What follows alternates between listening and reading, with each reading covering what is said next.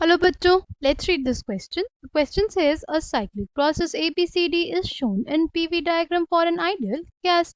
Which of the following diagram represents the process? Right? हमें बताना है कि कौन सा डायग्राम बेसिकली रिप्रेजेंट करता है सेम प्रोसेस को. Options are given to us. The key concept for this question is key concept क्या हो जाएगा? हमारे पास डिफरेंट टाइप्स ऑफ प्रोसेसेस जो होते हैं कौन कौन से होते हैं. एक आइसोकोरिक प्रोसेस होता है, एक आइसोबारिक प्रोसेस होता है एंड एक हमारे पास क्या होता है isothermal process. Right. Isochoric process क्या होता है? आइसोकोरिक, आइसो मतलब होता है सेम, आइसो मतलब क्या होता है सेम, सेम वॉल्यूम पे या कांस्टेंट वॉल्यूम पे अगर हमारे पास कोई प्रोसेस होगा तो उसको बोलेंगे isochoric process. Isobaric process, isobaric process वो होते हैं जो होते हैं किस पे, कांस्टेंट प्रेशर पे. राइट. सेम प्रेशर पे जो प्रोसेस हो उसको बोलते हैं हम लोग आइसोबारिक. राइट. अगर बात करें आइसोथर्मल प्रोसेस की, वो आइसोथर्मल प्रोसेस होता है कांस्टेंट टेम्परेचर पे. राइट. आइसोथर्मल प्रोसेस कब होता है? कांस्टेंट टेम्परेचर पे होता है. ठीक. अगर कोई प्रोसेस कांस्टेंट टेम्परेचर पे हो वो कहते हैं हम लोग आइसोथर्मल प्रोसेस. अगर कांस्टेंट प्रेशर पे हो तो उसको बोलते हैं आइसोबारिक प्रोसेस, और कांस्टेंट वॉल्यूम पे हो तो उसको बोलते हैं आइसोकोरिक प्रोसेस. राइट. अगर हम लोग इस ग्राफ को देखें, राइट, ये हमारे पास कैसा ग्राफ है? पीवी ग्राफ है. ठीक है. यहाँ पे देखते हैं ए बी के लिए. अगर हम लोग ध्यान से देखें, देखो ए बी के लिए हमारे पास जो प्रेशर है, ए बी के लिए जो प्रेशर है वो क्या है? कांस्टेंट है. यानी ए से बी जो हमारे पास प्रोसेस है वो कौन सा है? कांस्टेंट प्रेशर, यानी isobaric process. Right. Isobaric process. ठीक. अगर बात करते हैं सी से डी की, तो सी से डी के लिए हमारे पास क्या कांस्टेंट है? उसके लिए वॉल्यूम कांस्टेंट है. राइट. सी से डी के लिए वॉल्यूम कांस्टेंट है, यानी वो कैसा प्रोसेस हो जाएगा? वो हो जाएगा isochoric process. Right. Isochoric process. और हमारे पास बी सी और ए डी क्या हो जाएगा? बी सी और ए डी के लिए हमारे पास P V is equals to constant है. Right. P V is equals to constant तब हो सकता है जब हमारे पास क्या हो? टेम्परेचर, टेम्परेचर क्या हो? कांस्टेंट.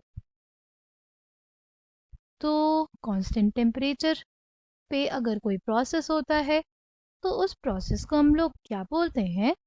उसको बोलते हैं आइसोथर्मल प्रोसेस. क्या बोलते हैं? Isothermal process. ठीक. तो हमारे पास बी से सी और ए, डी से ए, राइट, बी से सी और डी से ए दोनों ही हमारे पास क्या है? दोनों ही हमारे पास है आइसोथर्मल प्रोसेस. आइसोथर्मल प्रोसेस है हमारे पास. ठीक है. अगर ऑप्शन ए की बात करते हैं, तो ऑप्शन ए अगर हम लोग देखें तो इसमें ए बी के लिए क्या कांस्टेंट दे दिया है? हमें ए बी के लिए जो वॉल्यूम है वो कांस्टेंट दे दिया है, बट ए बी के लिए तो हमारे पास क्या होना चाहिए था कांस्टेंट? प्रेशर कांस्टेंट है. राइट. ए बी के लिए जो हमारे पास गिवन ग्राफ था उसमें क्या था कि जो प्रेशर था वो कांस्टेंट था. ठीक. यानी ऑप्शन ए हमारे पास गलत हो गया. ऑप्शन डी की बात करते हैं. ऑप्शन डी में हमारे पास ए से बी जाने पे जो वॉल्यूम है वो भी कांस्टेंट है. राइट. ए से बी के लिए यहाँ पे हम लोग देखें तो वॉल्यूम कांस्टेंट है, तो वॉल्यूम तो हमारे पास कांस्टेंट नहीं है ना ए से बी के लिए, इसलिए ऑप्शन डी भी गलत हो जाएगा. अगर बात करते हैं हम लोग ऑप्शन बी और ऑप्शन सी की, राइट, ऑप्शन बी में देखते हैं. ठीक है. ऑप्शन बी में हमारे पास सी डी एक आइसोकोरिक प्रोसेस है. हाँ, बिल्कुल वॉल्यूम कांस्टेंट है उसके लिए. ठीक है. फिर बी सी और ए डी, बी सी और ए डी के लिए, बी से सी और डी से ए के लिए हमारे पास टेम्परेचर कांस्टेंट है, which is also true. Right. अगर ऑप्शन सी की बात करें, राइट, ऑप्शन सी में भी हम लोग देख सकते हैं कि हमारे पास सी डी क्या दिया हुआ है, सी से डी हमारे पास एक आइसोकोरिक प्रोसेस दिया हुआ है, ठीक है। और डी से ए और बी से सी, डी से ए और बी से सी हमारे पास क्या दिया हुआ है, आइसोथर्मल प्रोसेस दिया हुआ है, ठीक है। अब अगर हम लोग बात करते हैं ए से बी की, ए से बी हमारे पास क्या होना चाहिए, आइसोबारिक प्रोसेस होना चाहिए, राइट। अगर बात करते हैं हम लोग आइसोबारिक प्रोसेस होना चाहिए, और हमें पता है according to Charles law V is directly proportional to T, यानी V is equals to KT, right.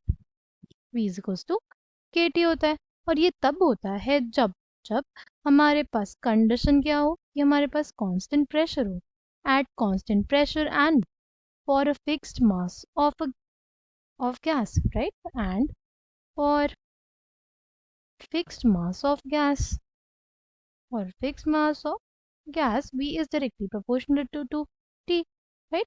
V is directly proportional to T. ये हमारे पास कौन सा लॉ है, ये हमारे पास होता है चार्ल्स लॉ, ठीक है। चार्ल्स लॉ के according V is directly proportional to T at constant pressure and for a fixed mass of gas, यानी V इंक्रीज करेंगे तो T भी इंक्रीज करना चाहिए, राइट। यहाँ पे देखो V इंक्रीज किया, हमारे पास T क्या हुआ, इंक्रीज हुआ, राइट। यहाँ पे जो V की वैल्यू थी, T की वैल्यू ये थी, और हमारे पास यहाँ पे वॉल्यूम जब बढ़ा दिया तो T की वैल्यू भी हमारे पास बढ़ जाएगी। यहाँ पे A की जो वॉल्यूम था वो हमारे पास कम था, राइट। B पे जो फाइनल वॉल्यूम हमारे पास आया वो ज़्यादा था। अगर इसमें देखें तो A पे हमारे पास जो वॉल्यूम है वो क्या है, ज़्यादा है। A पे जो हमारे पास वॉल्यूम है वो क्या है, वो ज़्यादा है। और बी पे जो वॉल्यूम है हमारे पास कम है, राइट। हमारे पास ए पे जो वॉल्यूम है वो ज़्यादा है, और बी पे जो वैल्यू है, वॉल्यूम की, वो क्या है, कम है, ठीक है। अगर इसमें देखें तो ए पे जो वॉल्यूम की वैल्यू है वो हमारे पास कम है, और यहाँ बी पे जाके बढ़ गई, यानी पीवी डायग्राम को, इस वाले पीवी डायग्राम को जो वीटी कर्व करेक्टली एक्सप्लेन करता है वो हो जाएगा ऑप्शन सी वाला, right. Correct answer for this question will be option C. I hope you understood it well, thank you and all the best.